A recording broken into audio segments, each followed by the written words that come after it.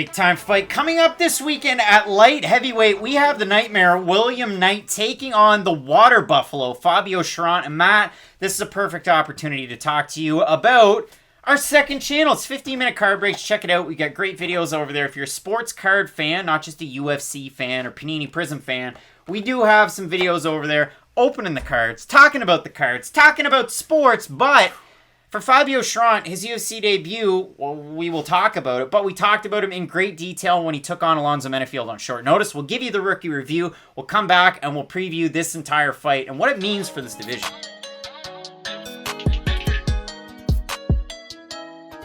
And in steps Fabio Cherant, and this is a name that a lot of UFC and MMA fans know and love from his time with, well, multiple lower level promotions. I mean, really, he was a CS guy. He's been with LFA. He just main evented LFA 99 back in February, taking on Myron Dennis and winning their vacant light heavyweight championship belt. And if you go back and watch that fight, it's a back and forth type of affair. It is insanely a striker's paradise. And we talk about that all the time. But if you go back and watch that, the first round, very different from the second than the third, and so on and so forth. The first and the fifth, very similar, because Fabio Cherant, what he did incredibly well was a lot of forward pressure, really rangy from that southpaw stance, throws a great uppercut, nice check right hook, and when he wants to throw the kicks, he throws different kicks. He'll throw the oblique kick, he'll throw some weird looks to try and kind of get you off of your game, but what he was mostly known for all the way up was his counter-striking and the fact that he could get backed up and he could have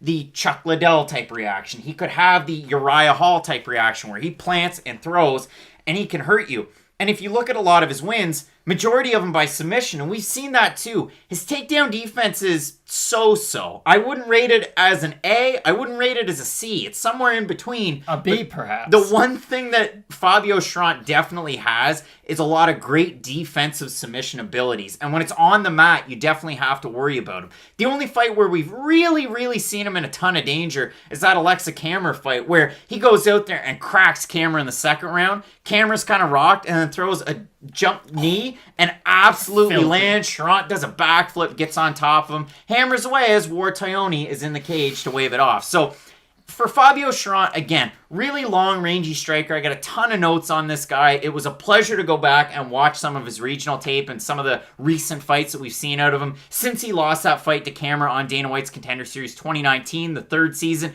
He's won 3 in a row, 2 of them by decision. And I like to see that too, because this is a guy that was beating the guys that he should have beat on the way to the UFC or on the way to Contender Series. They even talked about it there. You know, Buck Pinio was what, 1-5? I know he was booked to be at an NEF event that I was supposed to be at. Like, not really the best competition, but if you look at it for Fabio, he's finishing them early and often. So all the way up, stuff like that's going to happen. Even in his decision win that he had not that long ago against UG, I mean, listen, the guy was 36 years old. He was a Canadian. It was with CES.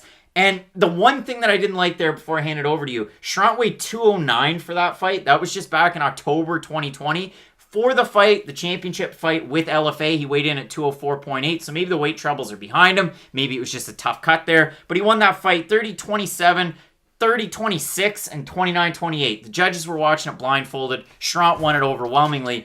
It's a really interesting fight, though. All right, Matt, so when we look at this fight, for Fabio Cherant, I thought the defensive submissions, you gotta worry about it. And a lot of people in the comments section said, with Fabio Cherant, when he gets his back up against the cage, he's usually a lot bigger than his opponents. He can end up being taller. I know he's only listed as 6'1", but he's a guy that can get your head in under his arm and go for a lot of those sneaky submissions. And against Menifield, well, this is a guy that struggled against wrestlers in the past. Obviously, Devin Clark's to that ilk. He's up there as one of the better wrestlers at light heavyweight.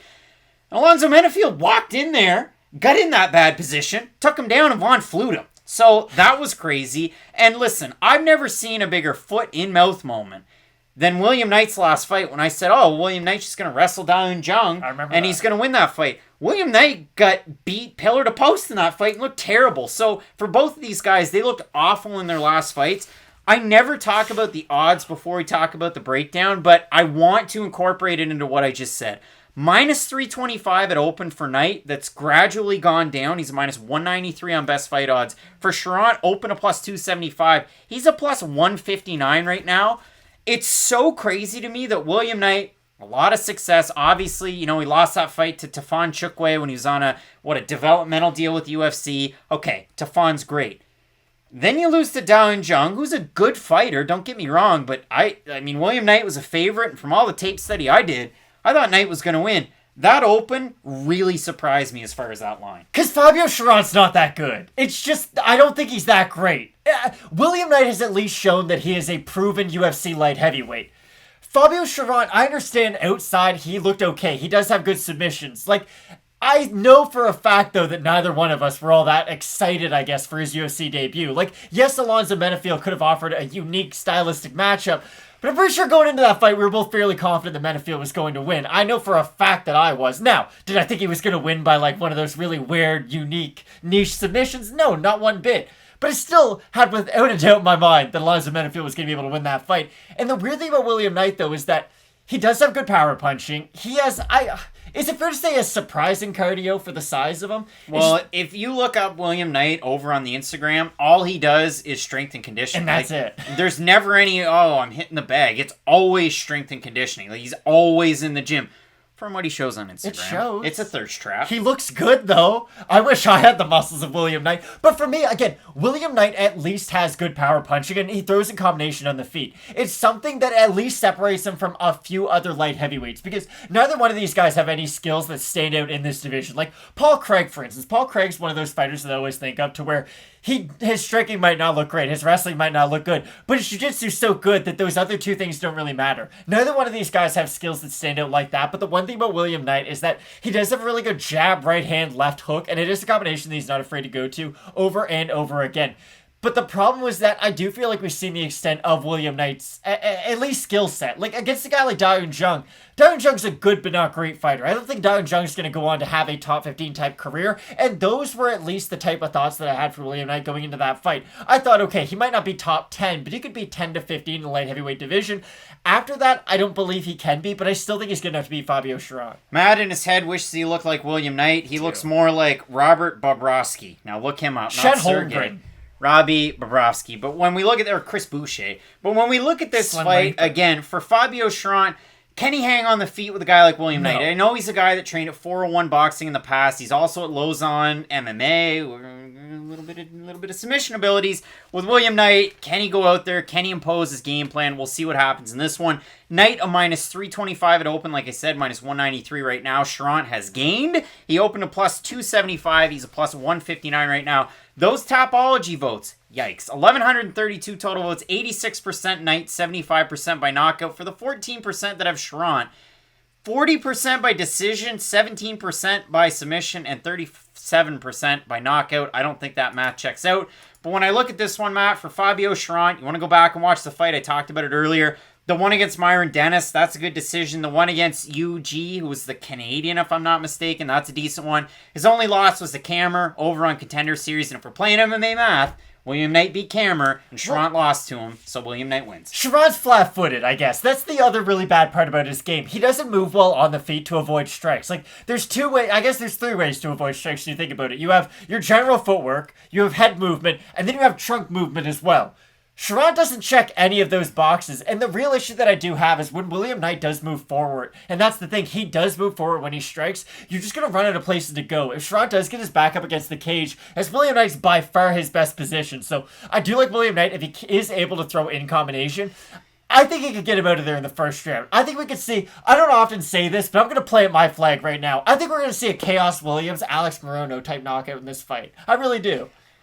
Knight wins by knockout, and I know I've talked about it enough, and those Tapology voters don't agree with me. What's Fabio Cherant to win by submission? I know this is kind of didn't really plan for it, but if we have a look at the odds for that one, Cherant wins inside the distance, plus 350. Where is it? Cherant, scorecards, no action. Cherant wins by knockout. They only have the rounds for submission. Cherant by submission. By rounds, we're talking plus 1,800, plus 1,400, somewhere in around that. Maybe you like that.